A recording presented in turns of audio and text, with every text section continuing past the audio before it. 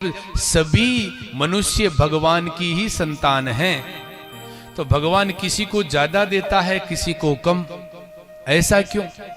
संसार का एक पिता अपने 4 बेटों में अपने धन को बराबर बांटता है। जब बच्चे अलग अलग होते हैं तो अपनी जो भी संपत्ति होती है, बाप अपनी संपत्ति को अपने बेटों में बराबर बांटता है।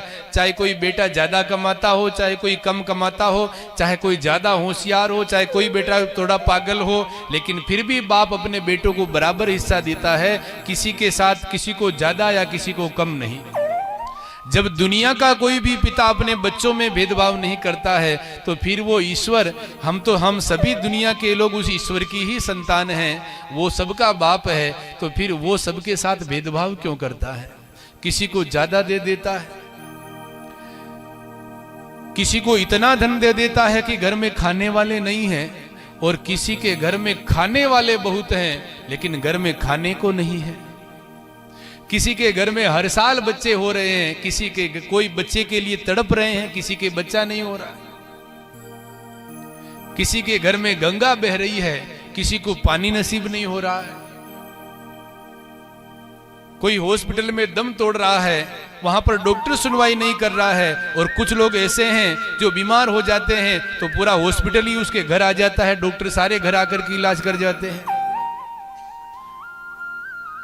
ऐसे अलग अलग ऐसे व्यक्ति क्यों बनाए? भगवान ने सबके साथ भेदभाव क्यों किया? यदि भगवान की ही सब संतान हैं तो भगवान को तो ये चाहिए कि सबको बराबर धन दे। सब भगवान की ही संतान है तो सबको बराबर रखना चाहिए। तो सूत जी कहते हैं कि ऋषियों, एक उदाहरण दिया है यहां पर। एक मां भोजन बना रही थी, ध्यान से सुनना। भोजन बना रही थी, चूल्हे के ऊपर रोटियां बना रही थी। उसके 2 बेटे सामने बैठे, दोनों के सामने थाली परोस रखी है और मां उनको भोजन खिला रही है और भोजन बनाती जा रही है। बाहर से कोई आदमी आया, उसने देखा कि एक बच्चे की थाली में खूब चकाचक चुपड़ करके घी से रोटी, एक बच्चे को सूखी रोटी बिना चुपड़ी हुई। रोटी तो गर्म है लेकिन बिना चुपड़ी रोटी दे रही है, दाल का पानी पिला रही है, और एक बच्चे को बढ़िया से दाल सब्जी बना करके और चकाचक घी से चुपड़ करके रोटी, और दोनों बच्चे सामने बैठे खा रहे हैं। बाहर के आने वाले व्यक्ति ने जब दोनों की थाली में अलग अलग प्रकार का भोजन देखा तो उस आदमी से रहा नहीं गया। उसने मां से, जो भोजन बना रही थी, उसको पूछा कि देवी, लगता है एक बेटा तेरा है और ये दूसरा बेटा किसका है? तेरी देवरानी का है कि जिठानी का है, किसका है? उसने कहा ना, दोनों मेरे हैं, न तो देवरानी का है न जिठानी का है, दोनों बच्चे मेरे हैं। बोले नहीं, देखने से तो नहीं लगता है, दिखने से तो लगता है कि जिसको चकाचक घी से चुपड़ करके रोटी दे रही है ये तेरा बेटा है, जिसको सूखी बिना चुपड़ी रोटी दे रही ये तेरा नहीं है। उसने कहा ना, ये दोनों मेरे हैं।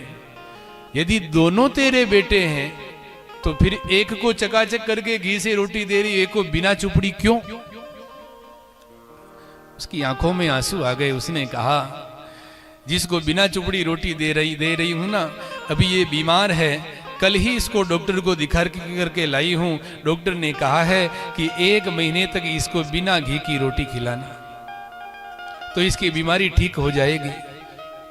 इसीलिए मैं इसको बिना चुपड़ी रोटी दे रही। मेरी भी इच्छा होती है इसको भी चुपड़ करके दूं, लेकिन ये थोड़ा बीमार है, इसकी बीमारी खत्म हो जाएगी तो फिर इसको चुपड़ करके दूंगी। दोनों बेटे मेरे हैं। उसी प्रकार सूत जी कहते हैं कि हे ऋषियों, सब ईश्वर की संतान है, लेकिन अपने कर्मों के अधीन वश में सबका जन्म होता है। पूर्व जन्म में जो जैसा कर्म करके आया है, इस जन्म में उसको भोगना है। किसी ने अच्छे कर्म किए हैं तो खूब चकाचक खा रहा है, और किसी के कर्म अच्छे नहीं थे, वो कर्म भोग रहा है, और जब उसके कर्म सारे क्षीण हो जाएंगे तो उसको भी माला माल होना। बोलो भागवत भगवान की।